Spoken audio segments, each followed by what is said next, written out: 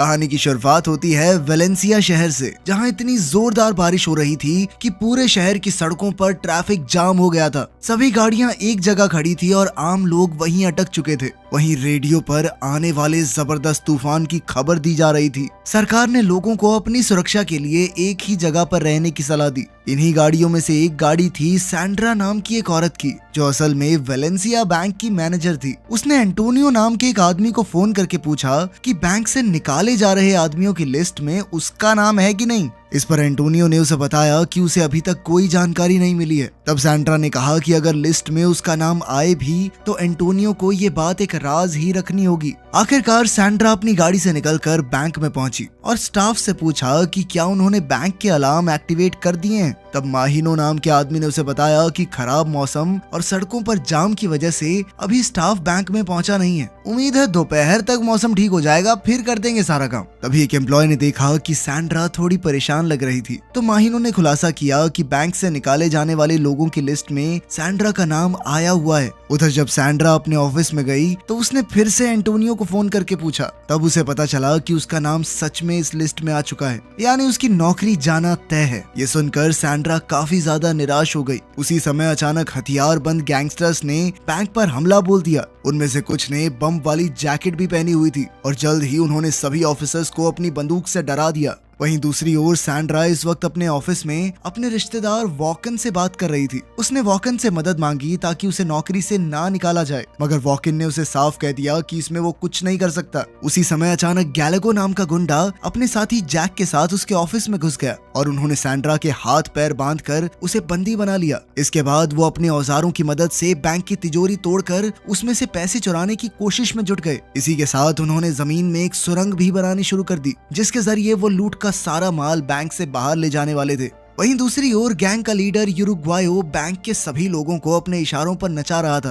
ताकि बैंक के बाहर किसी को भी इस डकैती की भनक न लगे। मगर तभी अचानक उसे एहसास हुआ कि एक आदमी ने ऑफिस का अलार्म बटन दबा दिया था। ये देखते ही यूरुग्वायो गुस्से से लाल पीला हो गया और उसने इस आदमी को बहुत बुरी तरह पीटा। फिर उसने पूरे बैंक को बम से उड़ाने की धमकी दी तो एक लड़की ने उसे बम धमाका ना करने के लिए भीख मांगी। लड़की ने कहा कि घर पर मेरा बेटा अकेला है, मेरा इंतजार कर रहा है, प्लीज रहम करो। तब यूरुग्वायो ने उस लड़की से कहा कि अपने बेटे को फोन कर ले, 5 मिनट दे रहा हूँ तुझे। फिर उसने सभी कैदियों को 1.5 मिनट का समय दिया ताकि वो अपने परिवार वालों से बात कर सके। खैर सच तो ये था कि यूरुग्वायो सिर्फ उन्हें डरा रहा था, जबकि असलियत में उसका किसी की जान लेने का कोई इरादा नहीं था। वहीं दूसरी ओर जल्द ही पुलिस को अलार्म सिग्नल मिला और वो समझ गए कि बैंक में चोर घुस आए हैं। फिर डिटेक्टिव डोमिंगो ने बैंक के नंबर पर फोन किया तो एक गुंडे ने फोन उठाया और कहा कि अगर उनका मकसद पूरा होने से पहले पुलिस ने बीच में आने की कोशिश की तो वो सभी कैदियों को जान से मार डालेंगे। अब गुंडों ने कैदियों की जान के बदले पुलिस से एक कार और एक प्लेन की मांग की, मगर डिटेक्टिव डोमिंगो ने कहा कि ये फैसला वो अकेले नहीं कर सकता, क्योंकि इसके लिए उसे बड़े ऑफिसर्स से इजाजत लेनी होगी। खैर बाद में गैलेगो ने अपने बॉस को बताया कि यहाँ से भागने के लिए जो सुरंग उन्होंने बनाई थी वो जोरदार बारिश की वजह से भर चुकी है। अब उन्होंने आधा घंटा इंतजार करने का फैसला किया ताकि तब तक पानी का स्तर कम हो जाए। इस दौरान सैंड्रा ने गैलेगो को बताया कि उसे नौकरी से निकाला जा रहा है। तब उसने गैलेगो को एक खास तिजोरी लूटने की सलाह दी, क्योंकि उसमें ऐसा खुफिया राज छुपा है जिसके बाहर आते ही उनकी जिंदगी बदल जाएगी। मगर सैंड्रा ने शर्त रखी कि अगर वो पैसों का एक हिस्सा उसे देगा तभी वो उस खास तिजोरी के बारे में बताएगी। वहीं दूसरी ओर हम जोन्स नाम के एक नेता को देखते हैं जो इस वक्त एक हॉस्पिटल में कोमा में था। उसकी पत्नी मारियाना उसके साथ थी और तभी उसने टीवी पर बैंक में चोरी की खबर देखी। ये देखते ही वो बुरी तरह घबरा गई और उसने तुरंत डिटेक्टिव हुलियो को फोन करके पूछा कि क्या ये खबर सच्ची है। हुलियो ने कहा कि मुझे तो अब तक ऐसी कोई खबर नहीं मिली। खैर मारियाना ने बताया कि इस बैंक में उसके पति जोन्स की एक खास तिजोरी मौजूद है, अगर किसी ने भी वो तिजोरी खोल ली तो जोन्स बहुत बड़ी मुसीबत में पड़ जाएगा। तब हुलियो ने उसे शांत करते हुए कहा कि वो खुद इस मामले की जांच करेगा। फिर उसने ऑफिसर फेरान को फोन करके वो सब बताया जो मारियाना ने उससे कहा था। हुलियो ने कहा कि वो ये नहीं जानता कि उस तिजोरी में क्या है,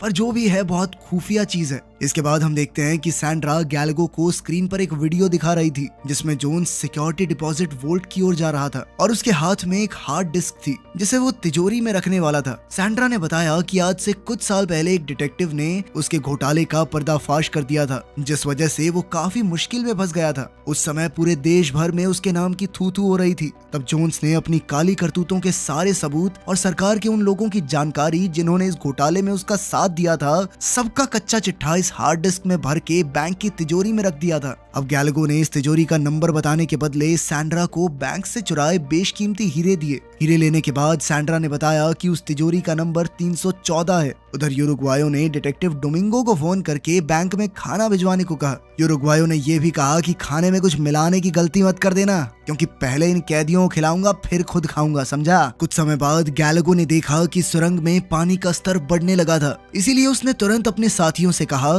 कि उन्हें जल्द से जल्द अपना मिशन पूरा करके यहाँ से निकलना होगा। इधर पुलिस ने बैंक को चारों ओर से घेर लिया था। तब गुंडों ने बैंक में काम करने वाले कुछ लोगों को बॉम्ब्स वाली जैकेट पहनाकर खड़ा कर दिया। उन्होंने धमकी दी कि अगर वो जरा से भी हिले तो बॉम्ब धमाका हो जाएगा। फिर गैलागो उसी जगह पहुंचा जहां सेफ्टी डिपॉजिट बॉक्सेस रखे हुए थे। उसने अपने साथी को बताया कि जोन्स के बॉक्स का नंबर 314 है। ये सुनकर उसके साथी को लगा कि गैलागो उन्हें धोखा दे रहा है, क्योंकि वो यहाँ सिर्फ एक यही बॉक्स चुराने के इरादे से आया था। अब वो बाकी सबको भी यही बताने जा रहा था कि गैलागो यहाँ किसी और मकसद से आया है। कि तभी गैलागो ने उसे समझाया कि इस बॉक्स के बारे में मुझे सैंड्रा ने बताया है। पर फिर भी बाकी की गैंग ने कहा कि इससे पहले कि सुरंग में पानी भर जाए उसे तुरंत सुरंग में जाना होगा।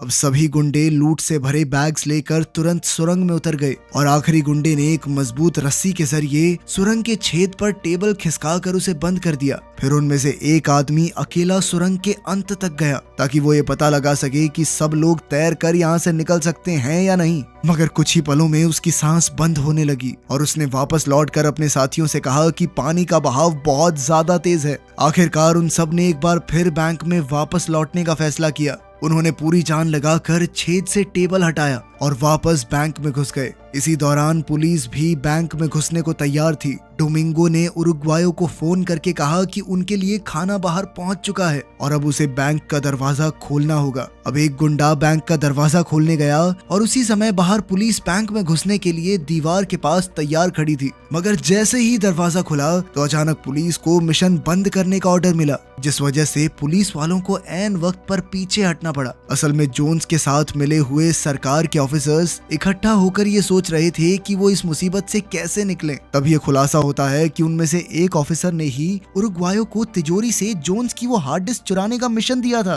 ताकि वो खुद को बचा सके। उस समय फेरान और उसके साथी काफी गुस्से में आ गए, क्योंकि उसने बिना किसी से पूछे ये फैसला लेकर बहुत बड़ी गलती कर दी थी। अब उन्होंने पाओलो नाम के एक डिटेक्टिव की मदद लेने का फैसला किया, क्योंकि उन्हें इस आदमी पर पूरा भरोसा था। उन्होंने डिटेक्टिव पाओलो को गुंडों से हार्ड डिस्क लेकर फेरान तक पहुंचाने का मिशन दिया। वहीं दूसरी ओर गुंडों की गैंग ने हिसाब लगाया कि जब तक उनके पास जोन्स का बॉक्स है तब तक वो सुरक्षित हैं और इसी की मदद से वो ऑफिसर्स को ब्लैकमेल भी कर सकते हैं। जब उरुग्वायो को पता चला कि गैलागो को बॉक्स का नंबर सैंड्रा ने बताया था तो वो समझ गया कि गैलागो ने उसे बदले में जरूर कोई कीमती चीज दी होगी। अब वो गुस्से से भरकर वहां से निकल पड़ा और उस बाथरूम का दरवाजा जोर जोर से खटखटाने लगा जहां सैंड्रा छिपी हुई थी। उरुग्वायो गुस्से में अपना आपा खो बैठा और उसने सैंड्रा पर हमला करके पूछा कि उसे बॉक्स नंबर बताने के बदले में क्या मिला है। मगर जल्द ही गैलागो भी वहां आ गया और वो उरुग्वायो से हाथापाई करने लगा। असल में वो इस बात से गुस्सा था कि उरुग्वायो ने उस कीमती बॉक्स के बारे में जानते हुए भी सबसे ये बात छुपा कर रखी। अब उरुग्वायो बाथरूम में घुसा तो उसे हीरे का बैग मिला,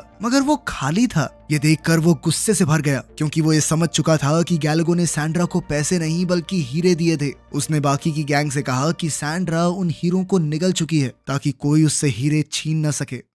दूसरी ओर हम देखते हैं कि लोको नाम का गुंडा हार्ड डिस्क में छुपी हुई फाइल्स निकालने की कोशिश कर रहा था, लेकिन उसके सामने एक चेस की गेम आई जिसमें एक पजल भी थी। जैसे ही उसने एक गलत कदम उठाया तो अचानक हार्ड डिस्क का सारा डेटा अपने आप डिलीट हो गया। उसने डेटा वापस लाने की बहुत कोशिश की पर कोई फायदा नहीं हुआ। कुछ ही देर बाद डिटेक्टिव पाओलो इस केस के काम पर लग गया और उसने बैंक में फोन किया तो उरुग्वायो ने फोन उठाया। पुलिस ने बैंक को चारों तरफ से घेर लिया था और उरुग्वायो इस बात से काफी गुस्से में था, क्योंकि अब उसकी गैंग का यहाँ से निकलना मुश्किल हो गया था। खैर पाओलो ने कहा कि अब से इस केस को वो हैंडल करेगा। उसने कहा कि वो उरुग्वायो से खुद मिलना चाहता है क्योंकि वही गैंग का लीडर था, लेकिन उरुग्वायो ने इससे इनकार कर दिया क्योंकि उसे डर था कि पुलिस उसे मार डालेगी। लेकिन जब पाओलो ने वादा किया कि उस पर कोई गोली नहीं चलाएगा, तब जाकर उरुग्वायो उससे बैंक के दरवाजे पर मिलने को राजी हो गया। जब उरुग्वायो उससे मिलने के लिए बाहर आया तो पाओलो ने कहा कि वो उसकी यहाँ से बाहर निकलने में मदद करेगा, पर इसके लिए उरुग्वायो को पाओलो के सभी ऑर्डर्स मानने होंगे। आखिरकार जब उरुग्वायो बैंक में गया तो उसने अपनी गैंग को बताया कि पाओलो बैंक से भागने में उनकी मदद करने वाला है, पर उसके साथियों को शक हुआ कि ये पुलिस की चाल भी तो हो सकती है। तब उरुग्वायो ने कहा कि पाओलो के प्लान के मुताबिक वो साथ वाली बिल्डिंग की चौथी मंजिल पर जाएंगे और वहाँ से एक खिड़की के जरिए एक फ्लैट में चले जाएंगे। वहाँ पर उन्हें पुलिस की यूनिफॉर्म्स मिलेंगी जिन्हें पहनकर वो तुरंत फरार हो जाएंगे। इसके बाद लोगों ने उरुग्वायो को बताया कि उसकी गलती की वजह से हार्ड डिस्क का सारा डेटा साफ हो चुका है। ये सुनते ही उरुग्वायो गुस्से से भर गया और उसने लोगों को बुरी तरह पीटा। तभी ऐन वक्त पर गैलागो ने वहां आकर उरुग्वायो को शांत करने की कोशिश की, पर जैसे ही उसे सच्चाई पता चली तो उसने भी लोगों को बहुत पीटा। उन्हें एहसास हुआ कि यहाँ से निकलने का आखिरी जरिया भी उनके हाथ से निकल चुका था। खैर अब वो पाओलो के इशारे पर चुपचाप बैंक के साथ वाली बिल्डिंग में जा पहुंचे, जहां पाओलो का एक आदमी पहले से उनका इंतजार कर रहा था। जल्द ही उन्होंने पुलिस यूनिफॉर्म्स पहन ली, पर अचानक गैलागो ने पाओलो के आदमी के सर पर वार करके उसे बेहोश कर दिया। अब वो पाओलो को बताए बिना ही वहां से भाग निकले ताकि किसी को ये भनक ना लगे कि उनकी हार्ड डिस्क खाली है। फिर वो सैंड्रा और टोई को लेकर नीचे बिल्डिंग के दरवाजे तक पहुंचे, जहां उनका सामना पुलिस गार्ड्स से हुआ। जाने से पहले गार्ड्स ने उन्हें अपनी आईडी दिखाने को कहा। जब गार्ड्स ने उनसे सैंड्रा के बारे में पूछा तो गैलागो ने कहा कि सैंड्रा उन्हें 5वीं मंजिल पर मिली है, पर पुलिस वालों को उन पर शक हो गया और उन्हें बाहर जाने से रोक दिया। उसी समय उरुग्वायो और उसकी गैंग ने पुलिस पर बंदूकें तान दी तो पुलिस ने भी अपने हथियार निकाल लिए। उसी पल दोनों ग्रुप्स के बीच भारी गोलीबारी शुरू हो गई और इस जद्दोजहद में सैंड्रा की बाजू पर गोली लग गई। तब गैलागो और उरुग्वायो उसे उठाकर बिल्डिंग के एक सुरक्षित कोने में ले गए। उन दोनों को सैंड्रा के लिए काफी बुरा लग रहा था। अब उन्होंने सैंड्रा को यहीं छोड़कर जाने का फैसला किया ताकि आगे चलकर सैंड्रा की जान को खतरा ना हो। उरुग्वायो ने सैंड्रा से कहा कि पुलिस को ज्यादा से ज्यादा समय तक रोक कर रखना और फिर उसे अलविदा कहकर वो दोनों निकल पड़े। फिर उरुग्वायो ने पाओलो को फोन किया तो पाओलो ने कहा कि उसे अपनी करतूतों का फल खुद ही भुगतना होगा। पाओलो ने उसे खुद को पुलिस के हवाले कर देने को कहा, मगर उरुग्वायो ने साफ इनकार कर दिया और कहा कि अगर आधे घंटे में उसे और उसके साथियों को बाहर जाने के लिए गाड़ी नहीं मिली तो वो हर 15 मिनट बाद एक कैदी को जान से मारना शुरू कर देंगे। अब फोन कटने के बाद पाओलो ने हुलियो से बात की और उन्हें इस मामले से निपटने के लिए समझदारी से काम लेने को कहा। वो जानते थे कि ये गैंग बहुत खतरनाक है जो आज तक अपने प्लान में कभी फेल नहीं हुई। उन्होंने कहा कि उन्हें कैदियों की जान बचाकर इस गैंग को बैंक से बाहर भेजना होगा।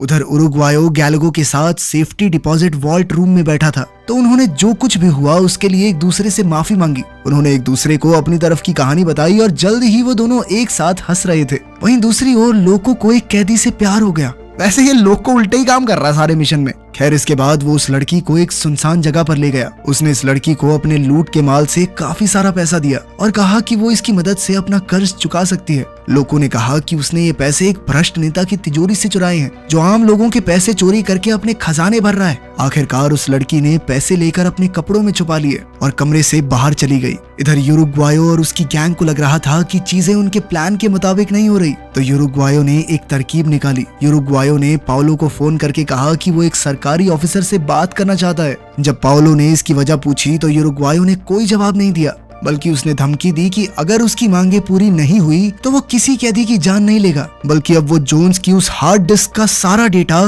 पूरी दुनिया के सामने परोस देगा। ये सुनते ही तो पाओलो के होश उड़ गए क्योंकि वो भी उन भ्रष्ट पुलिस वालों में से था जो जोन्स के काले कारनामों में उसके साथ थे। अब जूलियो ने फेरान को फोन करके कहा कि उसे उरुग्वायो की गैंग से मिलकर खुद मामला सुलझा लेना चाहिए। अब फेरान के पास कोई चारा नहीं था, इसीलिए वो राजी हो गया। जब वो उरुग्वायो और गैलागो से मिला तो उसने हार्ड डिस्क के बदले उन दोनों की सजा कम करवाने का वादा किया, पर उन्होंने फेरान से कहा कि वो अपने चुराए हुए पैसों से देश छोड़कर भागना चाहते हैं, जेल में नहीं जाना चाहते। उन्होंने झूठ कह दिया कि उन्होंने हार्ड डिस्क में फेरान और उसके साथियों की वीडियोस देख ली हैं। अब उरुग्वायो ने उसे जल्द से जल्द गाड़ी लाने को कहा जो उन्हें बैंक से बाहर ले जाएगी। उधर हम देखते हैं कि हॉस्पिटल में सैंड्रा का इलाज चल रहा था। तभी फेरान की सेक्रेटरी उससे मिलने आई और गैंग के बारे में कुछ सवाल पूछे। सैंड्रा ने कुछ गुंडों के नाम बता दिए। उसने ये भी कहा कि वो गुंडे एक दूसरे पर भरोसा नहीं करते तो उनके बीच में लड़ाई डालना ज्यादा मुश्किल नहीं होगा। इधर फरहान ने उरुग्वायो को फोन करके कहा कि वो हार्ड डिस्क की वीडियोस देखना चाहता है, लेकिन जब उरुग्वायो ने इससे इनकार कर दिया तो फरहान को उस पर शक हो गया